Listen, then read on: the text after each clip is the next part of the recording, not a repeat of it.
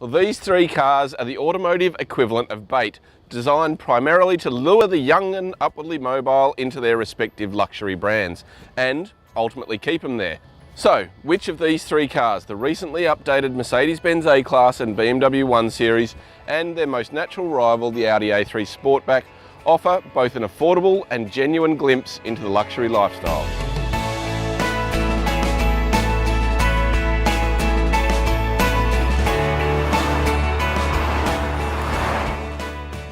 Okay, so the A3 isn't the newest of this trio. It's probably more conservative to look at from the outside and also from the cabin. But Audi does do really good interior design, and this car is an exception of its class. It's really quite simplistic in its design, but quite classy in the way that it's laid out. There's a T-bar layout to it, separated by these turbine-like air vents in the dash, and the pop-up little multimedia screen that comes out of the top. The instruments are clear, there's good storage, but more than anything, the quality of the materials in this car is a standout. It also feels a little bit lighter and more airier than the Mercedes, and overall a little bit larger on the inside too. That character is transferred into also the way it drives it. It doesn't have that hot hatch character of the A-Class or the real driving enthusiast feedback and feel of the 1-2i. The suspension is a little bit off kilter in some ways. It's quite soft and spongy, so it makes it reasonably comfortable to drive around town and quite lazy through the bends, but it also jars over some really sharp bumps.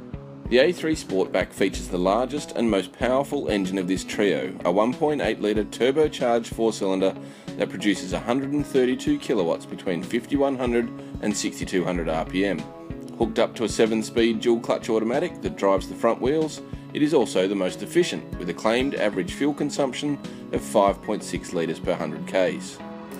And despite those numbers, well, it does feel a lot more effortless to drive and not as energetic at normal cruising speeds. It's a lot quieter on the road than the other two, and the engine really changes up into the highest gear possible as early as possible to save on fuel. So those traits kind of take away from its youthful appeal, but give it a genuine sense of refinement.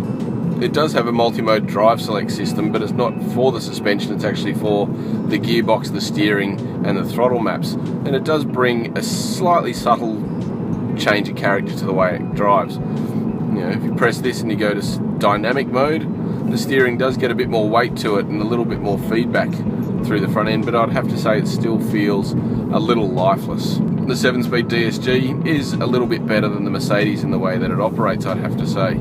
The seats aren't quite as supportive as the other two and quite flat, and you'll move around a bit through the bends. And the leather, it does look a little bit cheaper than the others. But there is probably better vision out of this car than the other two, and I'd have to say overall it's probably the more comfortable conservative of this trio. First things first, there's a couple of unique features about the BMW 1 Series that the other two don't have.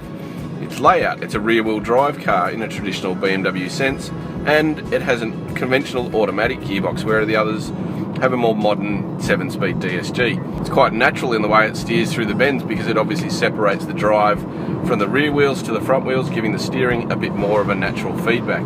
And in the way it corners, it's quite sure-footed, really hunkers down on that outside rear arch and just drives out of the bends quite nicely with good traction.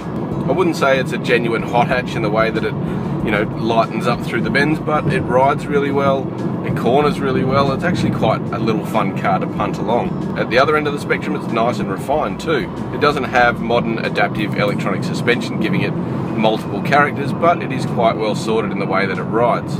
Of course, big bumps will jar through the cabin, and it's a little pattery over rough surfaces, but on a smooth road and around town, this car is really quite livable. The 120i is unique in that it is the only car in the class with a rear drive layout and a conventional automatic transmission, in this case an 8-speeder. But like the other two, it has a turbocharged 4-cylinder petrol engine that, despite being smaller than the Audis at just 1.6 litres, almost matches it for performance with 130 kilowatts from 4800 RPM and line ball on pulling power with 250 Newton meters. It's also nearly as efficient with a claimed fuel consumption of 5.7 litres per 100 Ks.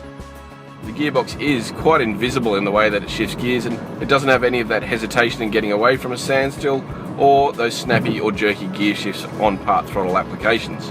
It really is the best powertrain combination of these three. As for the cabin, the 1 Series is probably the least convincing in giving you that genuine luxury feel. The plastics are quite hard and the design is quite generic, so it doesn't really have the same degree of wow factor that the Mercedes and the Audi does. But I'd have to say the seats are really nice. They've got great side support for when you're going through the bends, and also quite comfortable on long distances. The rear wheel drive layout of the 1 Series does bring a slight compromise to its rear seat space. Because of that, it has a big central tunnel going through the middle, like a spine, and that does limit that third seat in the middle to pretty much small children. And the bench is quite flat and not as supportive as these front seats.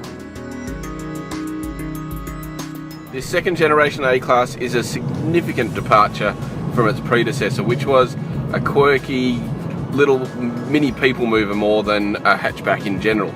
And that car didn't really have that youthful appeal to it. This one changes all of that. It's a more conventional hatchback to start with, and this facelifted version, which arrived in showrooms just last year, adds even more youthful appeal. Particularly this car, which is fitted with a host of AMG optional extras, gives it a real hot hatch character in the way it looks. Now, from the outside, this car looks quite small, smaller than the others for sure, but it's actually not too bad inside. There's decent amount of space, there's good rear legroom actually for such a small car.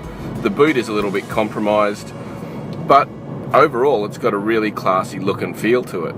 And the design of it is also really quite funky, with these round circular dials that kind of look like aliens' faces, and there's some great elements to it in terms of the leather top dash and this raw carbon fibre look to the centre section of the dashboard. There is a mix of old and new with this A-Class. It's been around for a few years, and this centre section of the dash has got a bit of a numerical pad to it to control the multimedia screen, but there's also a rotary dial, so it's a bit confusing in how you operate it. One of the key features to this updated midlife facelift for the A-Class is the adoption of electronically controlled adaptable suspension. The previous car with its single rate dampers was a little bit harsh in the way it rode, so this one's actually got multiple modes. There is a simple button on the dash, Dynamic Select it's called, which gives you the opportunity to go from comfort to sport, which we're in now, which really tightens up the car noticeably. There's a completely different character to it. In comfort mode, well, it is, as it says, reasonably comfortable. It does soak up the bumps quite well with good control and a reasonable amount of refinement. In sport mode though, it tightens everything up and gives the car a real energetic feel to it. The suspension tightens up, you can feel most of the bumps in the road now. The steering gets a really good weight to it, and the throttle is a little sharper, and the gearbox is ready and primed to go down to a shorter ratio for more punch. The A200 on the other hand is the least powerful of this bunch, with its 1.6 litre turbocharged 4-cylinder generating 115 kilowatts at 5300 RPM. However, it does match the others with an identical maximum torque output of 250 Newton meters, from low in the rev range at 1250 revs. Like the Audi, it has a 7-speed dual clutch automatic driving the front wheels, but it works harder, with an average fuel consumption claim of 6.1 litres per 100 Ks. What that translates to in the end is, it doesn't feel quite as energetic as the BMW or the Audi. There is a noticeable difference in the way that it produces its power. There is a little bit of turbo lag as it builds up boost, and that 7-speed DSG picks the right gear to get it underway, but it never really comes on as strong as the other two in the mid-range. And it does feel quite strong between 3.5 and 4,500 revs, but in the top end it kind of drops off a little bit and is not quite as exciting. The shift paddles though, they're nice and intuitive to use when you are in a spirited drive through the backcountry roads like this. It's quite quick to respond, the gear changes are nice and snappy, and when you want to relax, just press it back to drive, and it does a quite intuitive job of getting through the ratios and finding the right gear at the right time. It does, however, have a noticeable degree of hesitation away from a standstill. As the clutches engage and obviously the turbo builds up boost, it does sort of come on strong if you really need to get away or through an intersection quite quickly.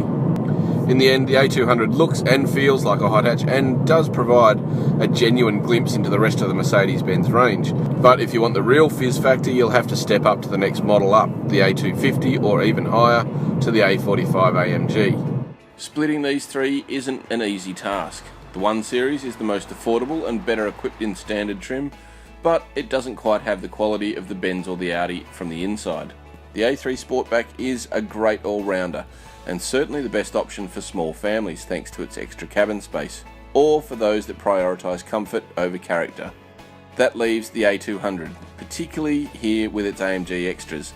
It looks and feels the sportiest of this bunch, and in that regard it's the most convincing one to catch newer and younger buyers into the Mercedes-Benz net.